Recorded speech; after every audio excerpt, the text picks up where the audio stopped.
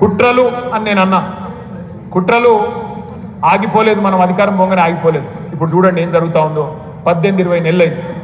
ఇదే కాంగ్రెస్ వాళ్ళు కదా డైలాగులు కొట్టింది, 100 రోజుల్లో 6 గ్యారెంటీలు అమలు చేస్తాం, 100 రోజుల్లో 106 అయినా అక్కడ వచ్చే సూర్యుడు ఇక్కడ పొడిచినా 4000 పెన్షన్ ఇస్తానది మనం కాదు కదా. ఇదే రేవంత్ రెడ్డి, అదే బట్టి గారు, అదే కోమటిరెడ్డి వెంకటరెడ్డి వీళ్ళే చెప్పింది.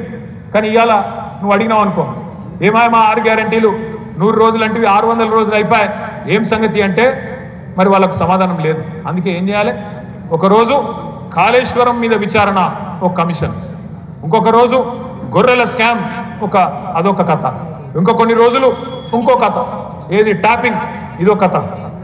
ఇక ట్యాపింగ్ విషయం కూడా మీకు చెప్పాలి ఒక ముచ్చట, ఎట్లుంటాయి కుట్రలు అంటే.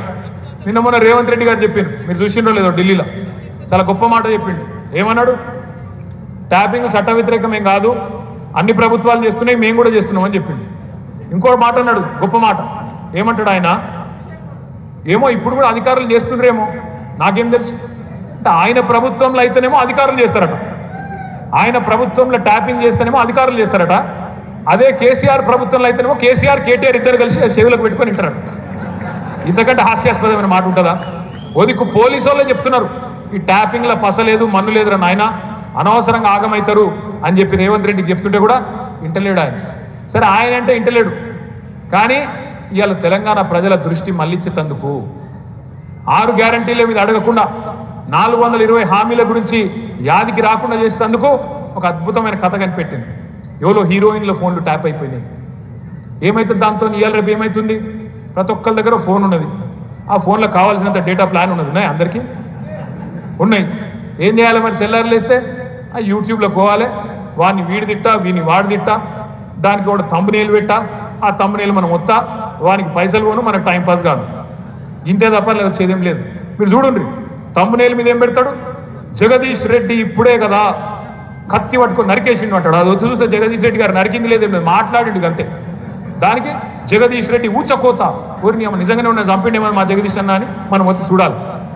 చూస్తే అట్లా ఉంటే ఏం లేదు, వానికి మాత్రం వాని ఖాతాలో పైసలు పడుతూ ఉంటాయి యూట్యూబ్ వాళ్ళకి. నేనేమంటున్నా అంటే, దీనివల్ల మనకు వచ్చిన నష్టమేం లేదు. మనకు రాజకీయ పార్టీగా తాత్కాలికంగా కాంగ్రెస్ పార్టీకి టైంపాస్కు కాలక్షేపానికి వనికొస్తుండొచ్చు, డైవర్షన్ గేమ్ ఆడుతందుకు వనికొస్తుండొచ్చు, కానీ నష్టం జరుగుతున్నది తెలంగాణ ప్రజలకు, మన కుటుంబాలకు. ఇవాళ 20 నెలలు అయిపోయింది, నెలకు 2500 ఇస్తానని చెప్పి 20 నెలలు అయిపోయింది. 20 నెలలు మన ఆడబిడ్డలకు రేవంత్ రెడ్డి ప్రభుత్వం ఎంత బాకీ ఉన్నది? నెలకు 2500, 20 నెలలు ఎంత బాకీ ఉన్నది? లెక్కలలో వీకా మీరంతా, లెక్కల స్టూడెంట్స్ లేరా ఇడా? 20 నెలలు 2500, 50,000 రా తమ్మి, అంతే, ఏం లేదన్న. 50,000 రేవంత్ రెడ్డి బాకీ ఉన్నాడా లేదా? రేవంత్ రెడ్డి ప్రభుత్వం వచ్చినాక ఇప్పటికీ దగ్గర 7 లక్షల పెళ్లిళ్ళు అయినాయి, 7 లక్షల లగ్గాలు అయినాయి. మరి 7 లక్షల లగ్గాలంటే ఎన్ని తులాల బంగారం బాకీ ఉన్నాడు? 7 లక్షల తులాలు బాకీ ఉన్నాడా? ఇది యాద్ చేయాలి మనం.